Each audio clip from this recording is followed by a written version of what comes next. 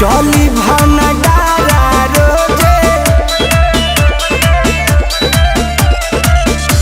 चली भंडारा रोजे, भगतन के जाथा होई।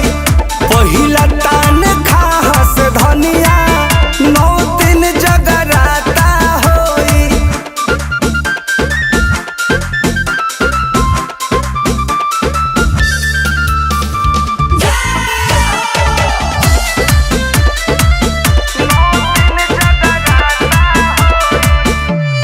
कवनो पूजा में होखे नाही दिहल जाई कमी, बहनी नहमिया दगार है बुचिया के मम्मी।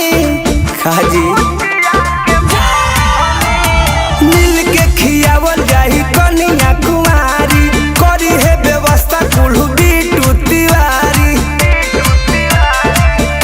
सोसी के पाता होई, गायकन से नाता होई।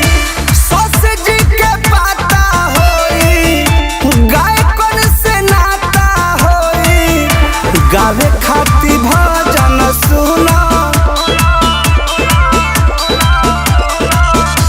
गावे खाती भजन सुना, परम